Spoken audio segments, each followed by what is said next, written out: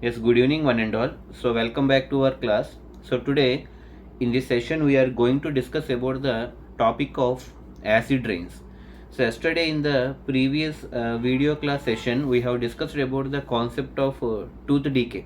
So దాన్ని మనం తెలుగులో దంతాక్షయం అంటాం చెప్పుకున్నాం. అలాగే టూత్ డీకే యొక్క రీజన్ అది ఎందువల్ల వస్తుంది, సో దాన్ని ఎలాగ మనం ప్రొటెక్ట్ చేసుకోవాలి, దాని యొక్క pH వాల్యూ ఎలా జనరేట్ అవుతుంది, అది ఎంతకి కనుక తక్కువైతే టూత్ డీకే స్టార్ట్ అవుతుంది. సో ఇవన్నీ కూడా మనం టూత్ డీకే కాన్సెప్ట్లో ఆల్రెడీ మనం కవర్ చేసుకోవడం జరిగింది.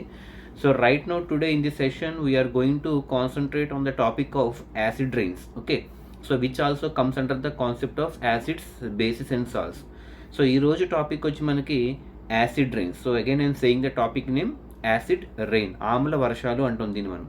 So actually this is the topic that is related to the biological science, but we need to learn in the physics point of view also. Okay, so the topic name is acid rains. అసలు acid rains అంటే ఏంటి, అవి ఎలాగా create అవుతాయి, so దానివల్ల వచ్చే effects ఏంటి, అసలు దాన్ని యాసిడ్ రెయిన్స్ అని ఎందుకు అంటున్నాం, సో దాని యొక్క ఇంపాక్ట్ అనేది ఎలా ఉంటుంది ఎన్వైర్న్మెంట్ మీద అన్నది ఈరోజు మనం డిస్కస్ చేసుకోబోతున్నాం.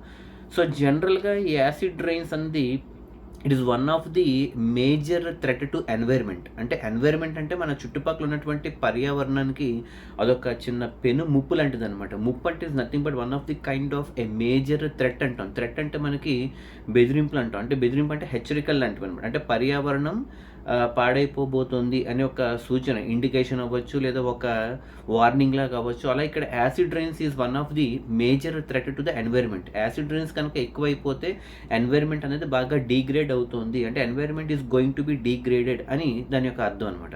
అయితే అసలు ఈ యాసిడ్ రైన్స్ అన్నవి ఎందుకు క్రియేట్ అవుతాయి, అసలు జనరల్గా రెయిన్స్లో మళ్ళీ యాసిడ్ రైన్స్, నార్మల్ రైన్స్ ఎలా వస్తాయి, అవి ఎలాగా సృష్టింపబడతాయి అని మనం తెలుసుకోవాలంటే we need to know about the industrial and factorial manufacturing units. So మనకి చుట్టుపక్కల ఉన్నటువంటి ఎస్పెషల్లీ ఈ టౌన్స్ అవ్వచ్చు, మెట్రోపాలిటన్ సిటీస్ అవ్వచ్చు, లేదా మెగా సిటీస్ అవ్వచ్చు. సో ఇలాగా డిఫరెంట్ సిటీస్లో మనకి చూస్తే మనకి ఊరు అవుట్స్కట్స్లో మనకి నెంబర్ ఆఫ్ ఇండస్ట్రీస్ కానీ ఫ్యాక్టరీస్ కానీ ఇవన్నీ ఉంటూ ఉంటాయి అన్నమాట.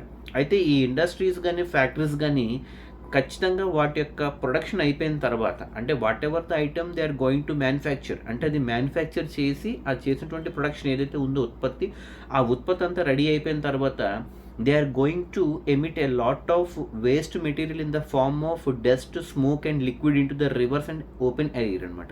సో ఎక్కువగా ఎప్పుడైతే ప్రొడక్షన్ అంతా అయిపోయిన తర్వాత ఈ చెత్త చెదారం ధూళి ఏదైతే ఉందో వీటిని ఒక పొగ్గొట్టాలి, అంటే చిమ్నీస్ ద్వారా వాటికి బయటికి ఒక స్మోక్ రూపంలో రిలీజ్ చేయడము, లేదా ఒక ఊరవుతున్నటువంటి డంప్ యార్డ్లో డంప్ చేసేయడము, లేదా ఒక వాటర్ బాడీలో వాటిని తీసుకొచ్చి మెర్జ్ చేసేయడము, ఇలాంటివి చేస్తూ ఉంటారు అనమాట.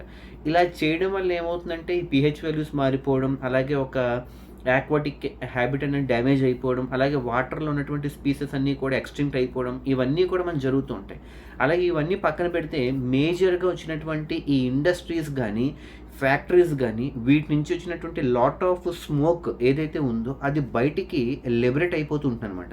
ఎప్పుడైతే ఎక్సెస్గా లిబరేట్ అయిపోతూ ఉంటుందో ఆ బయటకు వచ్చినటువంటి డస్ట్ అవ్వచ్చు, స్మోక్ అవ్వచ్చు, యాష్ అండ్ ఫ్లూ గ్యాసెస్ అంటాం వాటిని. ఇండస్ట్రీస్ నుంచి కానీ ఫ్యాక్టరీస్ నుంచి కానీ బయటకు వచ్చినటువంటి ఆ స్మోక్ని మనం యాష్ లేదా ఫ్లూ గ్యాసెస్ అంటాం.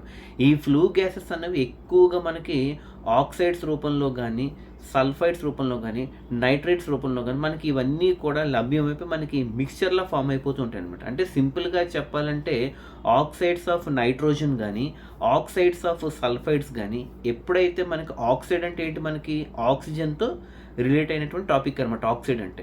అయితే ఇటువంటి ఆక్సైడ్ అనేది in the form of nitric oxide లేదా సల్ఫ్యూరిక్ ఆక్సైడ్, అంటే సల్ఫర్ ఆక్సైడ్ అవ్వచ్చు, నైట్రోజన్ డైఆక్సైడ్ అవ్వచ్చు, అంటే oxide maybe in the form of sulphide అవ్వచ్చు, లేదా oxide maybe in the form of nitrogen అవ్వచ్చు, అంటే నైట్రిక్ ఆక్సైడ్ అవ్వచ్చు లేదా సల్ఫర్ ఆక్సైడ్ అవ్వచ్చు. ఎక్కువగా మనకి ఇటువంటి టైప్ ఆఫ్ ఆక్సైడ్స్ అనేవి బయటకు ఎమిట్ అయిపోతూ ఉంటాయి అనమాట. అంటే సింపుల్గా చెప్పాలంటే ఒక ఇండస్ట్రియల్ వేస్ట్ నుంచి కానీ ఫ్యాక్టోరియల్ వేస్ట్ నుంచి కానీ బయటకు వచ్చినటువంటి ఆ flu gases, waste materials, hot gases, smoke, ఇవన్నీ కూడా సింపుల్గా చెప్పాలంటే it is nothing but the combination of oxides of nitrogen and oxides of sulphur. ఎప్పుడైతే ఈ రెండు, అంటే oxides of nitrogen and oxides of sulphur, ఈ రెండు ఎప్పుడైతే మనకి అట్మాస్ఫియర్లో ఉన్నటువంటి మాయిశ్చర్, అంటే రెయిన్ వాటర్తో కానీ ప్రెసిపిటేషన్తో కానీ రియాక్ట్ అవుతాయో అప్పుడు మనకి యాసిడ్ రెయిన్స్ అనేవి క్రియేట్ అవ్వడం జరుగుతుంది అనమాట. అంటే డైరెక్ట్గా చెప్పాలంటే యాసిడ్ రైన్స్ అనేది స్పెషల్గా ఒక రెయిన్ అయితే కాదు, అది మనకి ఎన్వైర్న్మెంట్లోంచి క్రియేట్ అయ్యి ఆ క్రియేట్ అయినటువంటి యాసిడ్ రైన్సే మనకి ఒక one of the major threat కింద మారుతుంది అనమాట. అయితే దీనికి ముఖ్య కారణం ఏంటంటే ఇప్పుడు చెప్పుకున్నటువంటిగా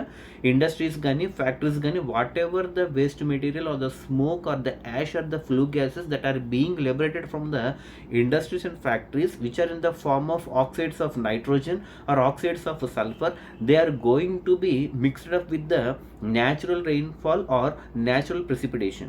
Such type of conditions it may lead to the formation of the acid rain. అంటే ఒక రెయిన్ వాటర్తో కనుక సింపుల్గా చెప్పాలంటే ఒక క్లైమాక్స్లో మనం acid rains is nothing but rain వాటర్తో కనుక ఆక్సైడ్స్ ఆఫ్ నైట్రోజన్ కానీ ఆక్సైడ్స్ ఆఫ్ సల్ఫర్ కానీ ఎప్పుడైతే ఈ oxides of nitrogen oxides of sulphur ఈ రెండు మనకి రెయిన్ వాటర్తో మిక్సప్ అవుతాయో అప్పుడే మనకి యాసిడ్ రైన్ అనేది జనరేట్ అవుతూ ఉంటుంది అనమాట.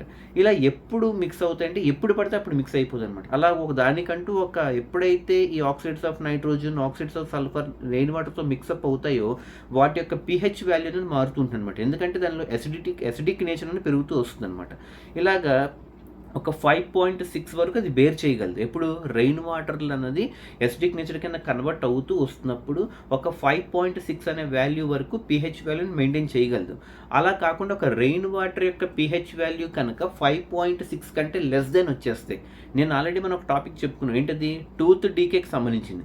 టూత్ డీకే ఏం చెప్పుకున్నాం, మౌత్లో కనుక pH వాల్యూ 5.5 కంటే తగ్గితే, once again remember the topic, 5.5 అయితే టూత్ డీకే, 5.6 అయితే యాసిడ్ రైన్ అనమాట. ఈ రెండు కూడా చాలా ఎక్కువగా అడుగుతుంటాడు ఎగ్జామ్లో, కన్ఫ్యూజ్ అవ్వద్దు. 5.5 కంటే మౌత్లో ఉన్నటువంటి pH వాల్యూ కనుక 5.5 కంటే తగ్గితే టూత్ డీకే ఫామ్ అవుతుంది అనమాట. అలా కాకుండా రెయిన్ వాటర్ యొక్క pH వాల్యూ కనుక 5.6 కంటే తగ్గితే అది యాసిడ్ రైన్ కింద కన్వర్ట్ అవుతుంది. So final you can say that acid rains are nothing but if the rainwater is going to be mixed with the oxides of nitrogen or oxides of the sulfur, it is going to be formed as an acidic rainfall, so commonly known as acid rains. And ఈ acid rains వల్ల pH value ఏంటంటే if the pH value of the rain water is less than 5.6 it increases the acidic nature, that is called as acidic rainfall లేదా acid rains అంటాం. So వీటి వల్ల effects ఏంటంటే ఈ humans మీద ఎప్పుడైతే ఈ యాసిడ్ రైన్స్ పడుతూ ఉంటాయో స్కిన్ ర్యాషెస్ కానీ, హెయిర్ ఫాల్ కానీ, ఇరిటేషన్స్ కానీ, లేదా ఒక డ్రై స్కిన్ అయిపోవడం కానీ, ఇవన్నీ కూడా మనకి హ్యూమన్స్ మీద ఇంపాక్ట్ చూపిస్తాయి.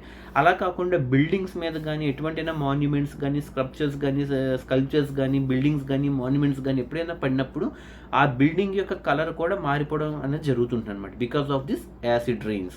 సో ఫైనల్గా చెప్పాలంటే యాసిడ్ రైన్స్ ఎందుకు వస్తాయి అంటే రెయిన్ వాటర్ యొక్క pH వాల్యూ అనేది 5.6 కంటే వెనక్కి వస్తే అది యాసిడ్ రైన్ కింద మారుతుంది. అలా కాకుండా టూత్ డీకే అయితే మాత్రం 5.5 అనమాట. So these two are the important concepts which we should not forget and we should not get confusion. ఒకటి 5.5, ఇంకోటి 5.6. 5.5 అయితే టూత్ డీకేకి సంబంధించింది, 5.6 అయితే యాసిడ్ రైన్కి సంబంధించింది. Okay, so in the next session we shall focus on about the concept of the litmus solution and indicators like olfactory indicators. So I hope it is very very clear to everyone. So please pay your attention and please note on all these points. Okay, good evening, have a nice day.